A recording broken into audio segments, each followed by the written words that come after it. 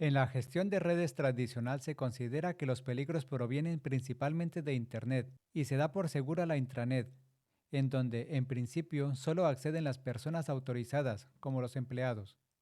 Este modelo conduce a problemas de seguridad relacionados sobre todo con los actores internos de amenazas. La arquitectura Zero Trust o confianza cero es un marco de ciberseguridad que opera según el principio de nunca confiar, siempre verificar. A diferencia de los modelos de seguridad tradicionales que asumen que todo dentro de la red es confiable, Zero Trust asume que las amenazas pueden provenir tanto de fuera como de dentro de la red. Este modelo implica tres conceptos claves. Verificación continua. Cada usuario, dispositivo y aplicación debe ser autenticado y autorizado continuamente antes de acceder a cualquier recurso. Accesos con privilegios mínimos. A los usuarios y dispositivos se les otorga el nivel mínimo de acceso necesario para realizar sus tareas. Monitoreo integral. El monitoreo continuo de todo el tráfico de la red, el comportamiento del usuario y el estado del dispositivo es esencial para detectar y responder a anomalías en tiempo real. El concepto de planos en sus tres niveles, de gestión, de control y de datos, es fundamental para las redes definidas por software. Al desacoplar estos planos, las redes definidas por software permiten configuraciones de red más dinámicas y programables, que se pueden administrar y ajustar de forma centralizada según sea necesario. El modelo de Zero Trust se basa en los conceptos de plano de control y planos de datos.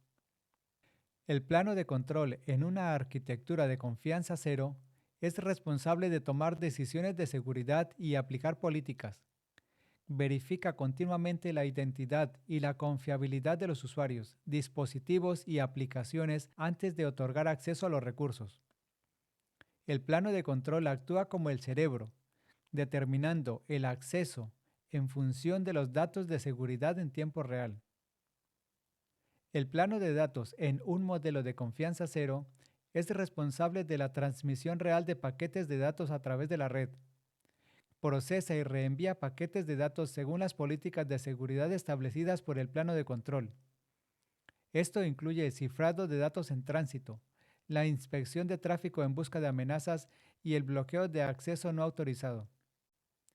Utilicemos la analogía de un aeropuerto para explicar la interacción entre el plano de control y el plano de datos. El plano de control es como la torre de control de tráfico aéreo de un aeropuerto. La torre de control es responsable de gestionar y dirigir el movimiento de todas las aeronaves dentro del espacio aéreo del aeropuerto. El plano de datos es como los aviones, los pilotos y las pistas de aterrizaje. Los aviones llevan pasajeros y maletas a sus destinos. Estos podrían ser los paquetes de datos, siguiendo las instrucciones de la torre de control. Los aviones despegan, vuelan y aterrizan según las rutas y los horarios establecidos por la torre de control. Los pilotos de los aviones son como puntos de acción que ejecutan las instrucciones de la torre de control. Las pistas proporcionan las rutas físicas para que los aviones despeguen y aterricen de forma segura. La identidad adaptativa verifica la identidad del usuario de forma dinámica en función de factores contextuales como la ubicación, el dispositivo y el comportamiento. Este método puede ajustar los niveles de acceso en tiempo real en función del riesgo evaluado. Al evaluar continuamente las señales de identidad, la identidad adaptativa mejora la seguridad al otorgar acceso adecuado solo cuando el comportamiento del usuario se ajusta con los patrones esperados.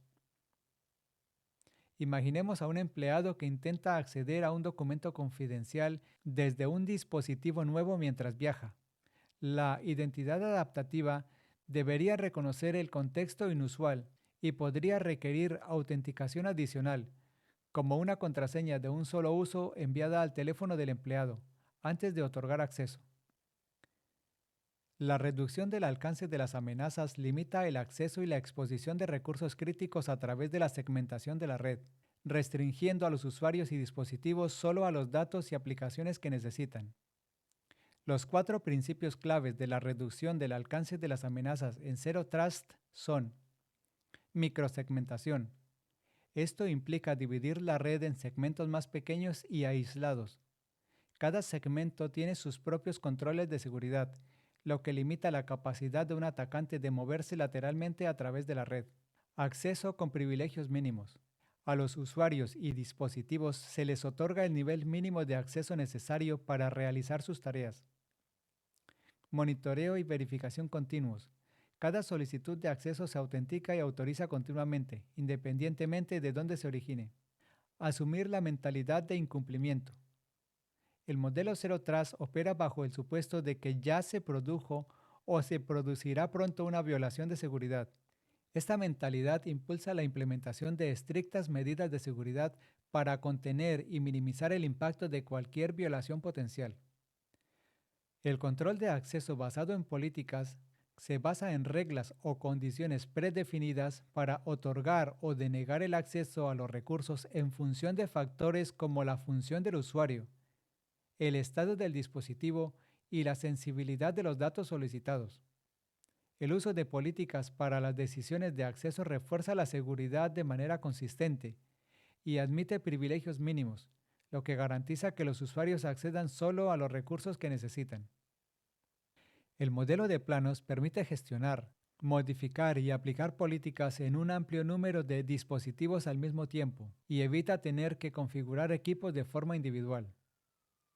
Siguiendo el documento del NIST SP800-207, Arquitectura de Confianza Cero, cuyo enlace puedes encontrar en la descripción, los principales componentes de la arquitectura de cero confianza son tres: el motor de políticas y el administrador de políticas, que están en el plano de control, y el punto de aplicación de políticas, que está en el plano de datos. En el plano de control está el punto de decisión de políticas, PDP. El punto de decisión de políticas es donde ocurre la toma de decisiones real. Evalúa las solicitudes de acceso con respecto a las políticas de seguridad y determina si concede o deniega el acceso. El punto de decisión de políticas consta de dos partes. El motor de políticas. Este componente es responsable de la decisión final de otorgar acceso a un recurso para un tema determinado.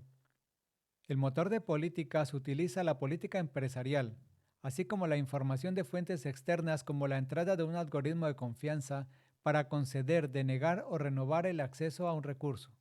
Es decir, este componente garantiza que se examinen todas las solicitudes y evalúa la postura de seguridad de cada usuario y dispositivo antes de permitir interacciones dentro de la red. El administrador de políticas implementa las decisiones tomadas por el motor de políticas. El administrador de políticas es responsable de configurar y finalizar las rutas de comunicación entre los usuarios o dispositivos y los recursos a los que necesitan acceder. Esto implica enviar comandos al punto de aplicación de políticas para permitir o bloquear el acceso. El administrador de políticas también genera tokens o credenciales de autenticación y autorización específicos de la sesión que utilizan los sujetos, sean usuarios o dispositivos, para acceder a los recursos. En el plano de datos se encuentra el punto de cumplimiento de políticas, que actúa como guardián permitiendo o denegando el acceso a los recursos de la empresa, según las decisiones tomadas desde el punto de decisión de políticas. El punto de aplicación de políticas es la puerta de enlace que aplica las decisiones de políticas tomadas en el motor de políticas, controla el flujo de datos y monitorea las interacciones para detectar accesos no autorizados. Este componente es fundamental para Zero Trust, ya que actúa como una barrera que solo permite que las entidades verificadas accedan a los recursos, registrando las acciones para la trazabilidad y la rendición de cuentas. Los sujetos, sean usuarios o dispositivos, y los sistemas, como servidores y aplicaciones, son las entidades dentro del modelo Zero Trust. Cada sujeto o sistema se autentica y se monitorea continuamente para garantizar el cumplimiento de las políticas de seguridad. El modelo rastrea la identidad y la postura de seguridad de cada entidad, lo que garantiza que solo los sujetos o sistemas que cumplen con las normas interactúen con los recursos de la red. Además de los componentes principales de una empresa que implementa una arquitectura de confianza cero, existe un número de fuentes de datos que proporcionan información y reglas de acceso utilizadas por el motor de políticas para tomar decisiones.